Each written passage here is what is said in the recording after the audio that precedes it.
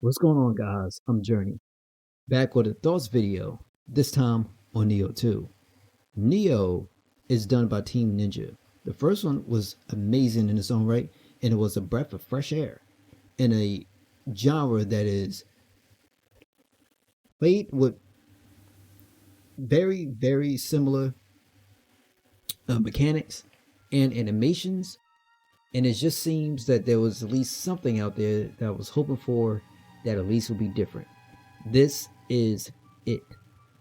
Nioh 2 is much the extension of the original Nioh, this time adding more things, well, more loot, more enemies, more systems on top of the already robust combat system that they already have in place.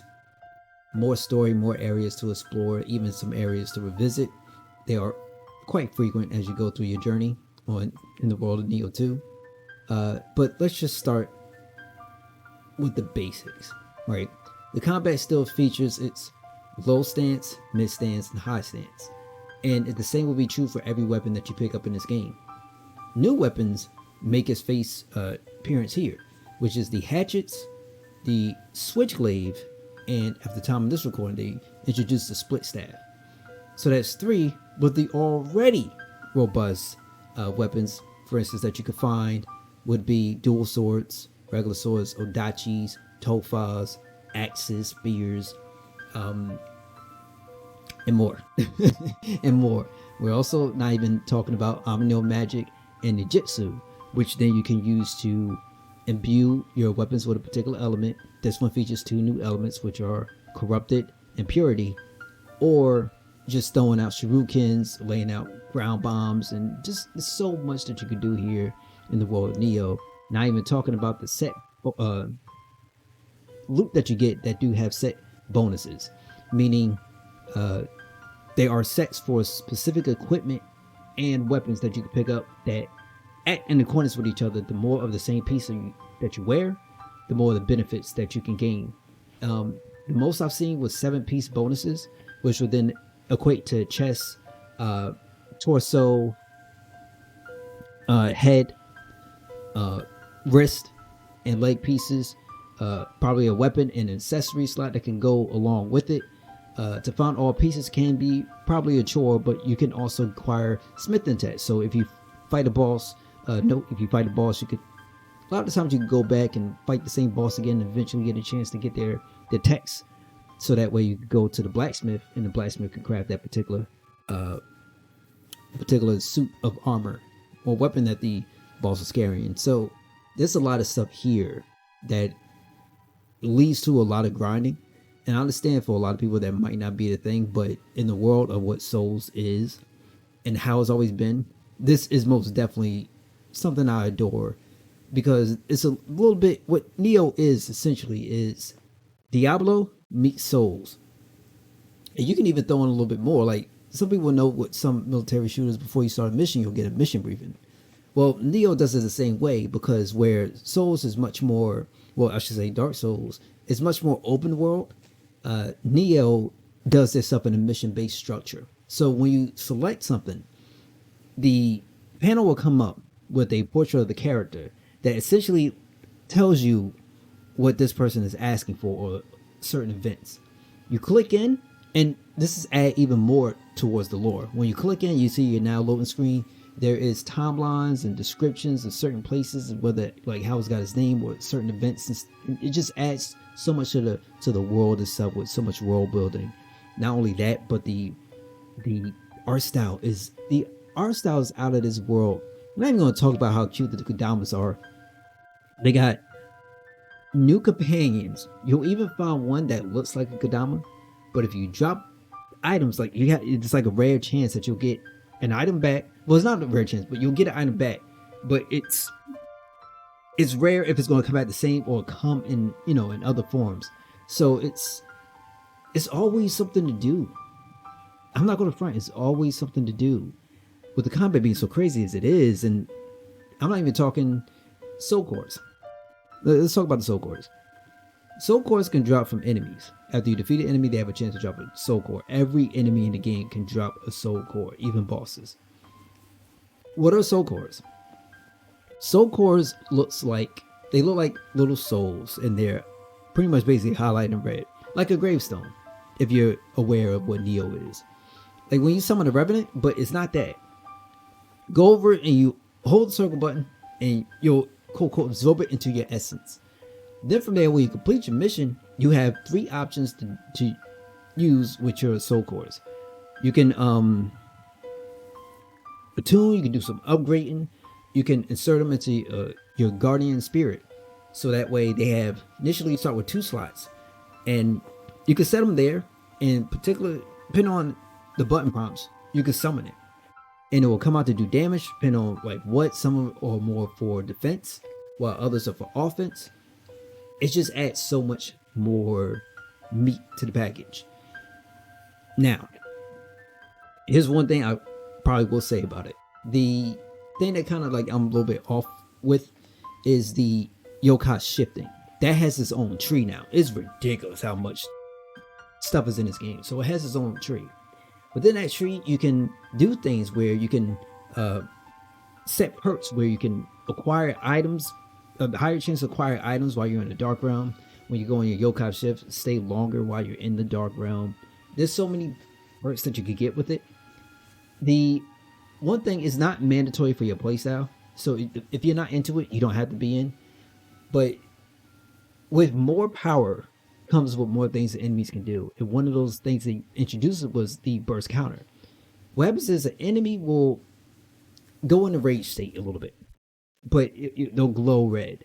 At that point, you could press a corresponding button, or I should say a specific button, to have your character do something called a burst counter. You'll hit the enemy, and it will technically almost break their key to allow you to do additional damage. It does really, really big key damage. The only catch is so some of them are super quick that you have to start the initiation before you're not even sure in order for it to connect. So some of them are more easier to do than others, but with a person like my style, I like dual swords. I'm in your face. I'm very personal. I like to be touchy. That's Journey. I'm a touch. That's my thing. With that being said, it can be a hit or miss for some people. That is a fact for the burst countering. But at least with here in the world of Nioh, you have so many options. Not only that, but this is one of the games out there that actually gives you projectile options. Like you're not some random guy running around killing enemies, and enemies got projectiles for days and you have nothing to counter it. This is not one of those games. They thought about that. You have matchlocks, you have bow and arrows, and you have cannons. Trust me, there's more than enough here to help you get your job done quick and efficiently. Also, with, like I said, it's just like Diablo. So with your set pieces or equipment that you acquire, you can also temper. What I mean by temper, you could take a specific skill, whether it's weapons, accessories, armor pieces, and in this game specifically compared to the original one, you can actually temper your accessories. So you could take one specific trait and you could change it. Obviously, it's going to cost money and it's going to cost materials, but you could change it. So if you roll something like, let's say, fall damage, meaning when you fall from a hot place, you take less damage. What if you don't want that? Maybe you want something like backstab protection, meaning if an enemy gets behind you and hits you, normally you'll hit for crazy damage, but you can mitigate that. Or if you have a weapon that has, let's say, lightning imbued, you don't want lightning for an element to use. Maybe you want poison like me. Well, you can switch out that lightning for poison. It's entirely up to you. All you need is the materials and the money, and this game gives it to you in droves. That's what Nioh is. It is a Souls-like that's Diablo. It's a Souls/Diablo-like that allows you to play the game however you want to play it, and there's absolutely nothing wrong with it. If you're into Souls but then find Nioh a little bit too much for you, that's all kinds of different, because I can't answer that one for you. But if you are a person and you're into both those type of games, you'll find your home here with Nioh 2. Now, the story is wonderful.